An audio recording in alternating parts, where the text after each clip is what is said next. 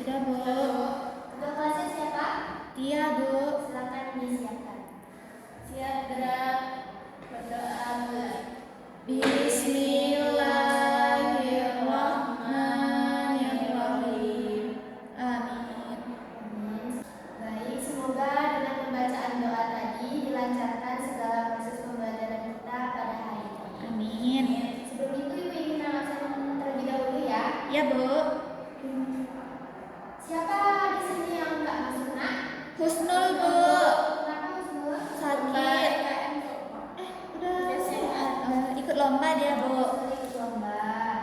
Ada lagi? Anggun. Apa? Lomba LKM juga, Bu. Jadi sepertinya masuk kan? Masuk, Bu. Yuk kita doakan semoga yang ikut lomba semoga menang. Amin. Gimana kabarnya anak-anak Ibu? Alhamdulillah baik, Bu. Sudah makan? Belum. Apa belum? Puasa, Bu. Masya Allah, semoga tahan sampai maghrib ya nak. Amin. Siapa yang masih ingat tentang pelajaran kita minggu lalu? Saya, Bu. Ya Khalid, tentang apa? Minggu lalu tuh membahas perkembangan Islam di Prancis, Bu. Jadi Islam tuh mulai masuk ke Prancis pada abad 8 Masehi. Kemudian mulai berkembangnya pada awal abad 19 sampai 20 Masehi, Bu. Itu karena ada hijrah besar-besaran buruh Arab dari negeri Aljazair, Maroko sama Libya, Bu. Terus buktinya ada Masjid Raya Paris atau Masjid Raya Yusuf. Itu, Bu. Masya Allah, terima kasih Khalid. Coba beri aplaus untuk Khalid. Siapa yang ingat kita membahas apa hari ini? Perkembangan Islam di Spanyol. Benar.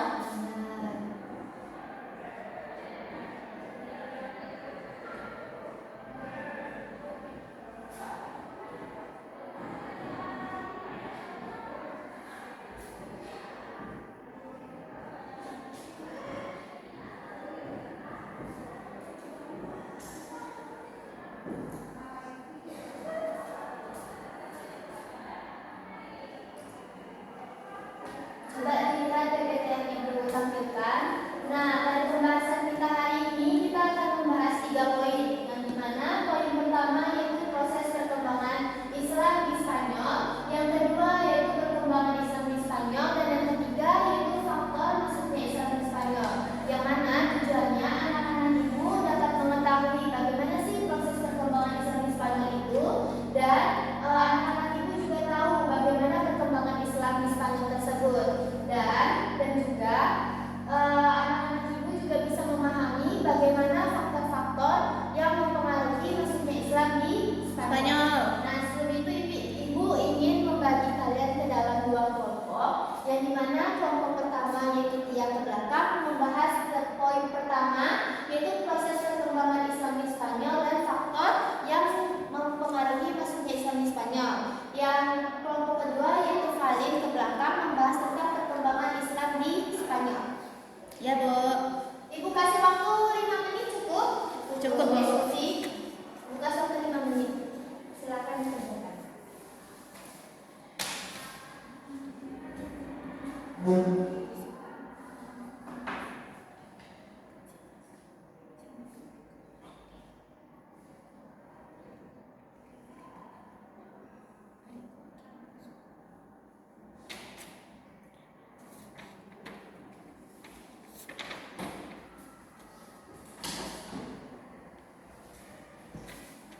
Nah, sudah nak? Sudah, Bu. Bikin lagi, Bu. Ini, Bu.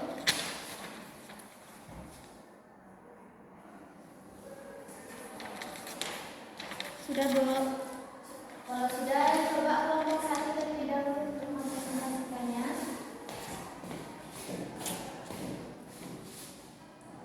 Satu, proses masuknya Islam di Spanyol. Spanyol secara resmi dikenal dengan sebutan Kerajaan Spanyol, adalah sebuah negara demokrasi yang diselenggarakan dalam bentuk pemerintahan parlementer di bawah monarki konstitusional berada di Eropa Barat Daya yang bersama Portugal terdapat di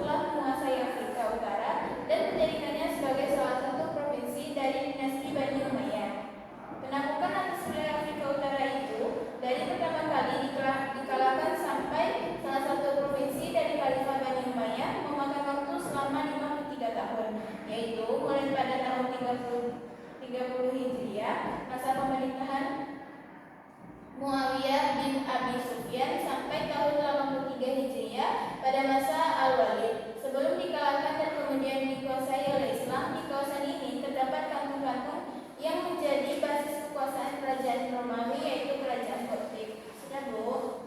Terima kasih kepada Tia. Jadi di sini Ibu sedikit menjelaskan tentang proses perkembangan Islam di Spanyol. Spanyol secara resmi itu disebut dengan kerajaan, yang dimana kerajaan Spanyol ini merupakan sebuah negara demokratis yang diselenggarakan oleh pemerintahan monarki konstitusional yang berada di Eropa Barat Daya bersamaan dengan Portugal dan letaknya ini di semenanjung Iberia. Nah, Islam ini masuk ke Spanyol pada tahun 93 Hijriah atau 711 Masehi, melewati jalur Afrika Utara yang dipimpin langsung oleh Tariq Ibnu Ziyad. Nah, dalam proses penaklukannya terdapat 3 pahlawan yang berjasa dalam penaklukan tersebut. Yang pertama yaitu Tariq Ibnu Malik, yang kedua yaitu Tariq Ibnu Ziyad, dan yang ketiga Musa Ibnu Nusair. Nah, jadi perkembangan Islam di Spanyol ini mencapai sebanyak 750.000 jiwa dari 40.000 jiwa jumlah rakyat di Spanyol. Sampai poin A, proses perkembangan Islam di Spanyol ada yang ditanyakan? Tidak, Bu. Baik, kalau tidak kita masuk ke poin yang kedua. Silakan kelompok 2.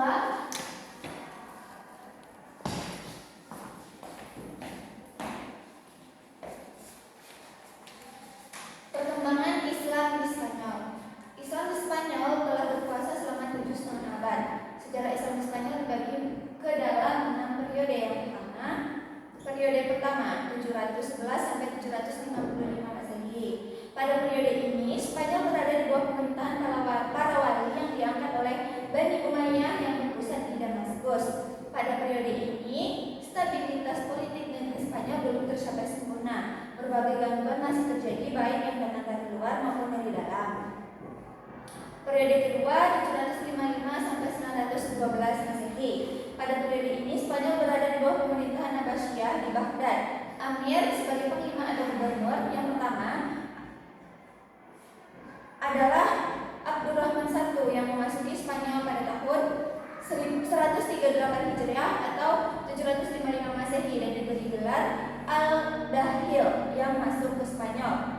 Abdul Ar-Rahman Al-Dahil adalah keturunan Bani Umayyah yang berhasil lolos dari kejaran Bani Abbasiyah ketika Bani Abbasiyah berhasil menaklukkan Bani Umayyah di Spanyol. Periode ketiga 912 sampai 1013 Masehi. Pada periode ini berlangsung mulai dari pemerintahan Abdul Ar-Rahman III yang bergelar An-Nasir. Pada periode umat Islam di Spanyol mencapai puncak kemajuan dan kejayaan, yakni Daulah Abbasiyah di Baghdad. Periode keempat 1013 sampai 1086 Masehi.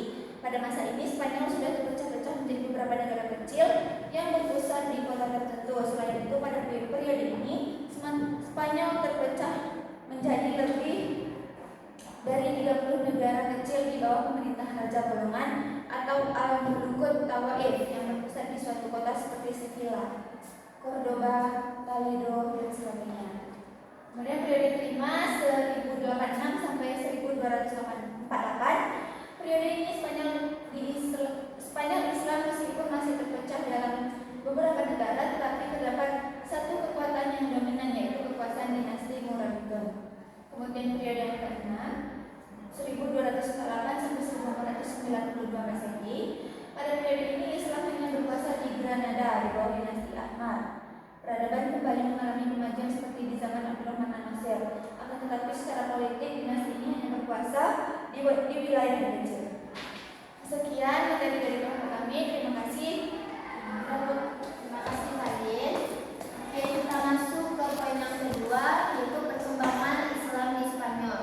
Jadi Islam di Spanyol ini berkuasa selama 7,5 abad dan terbagi ke dalam 6 periode. Nah, kita bahas satu-satu ya, Nak. Kita bahas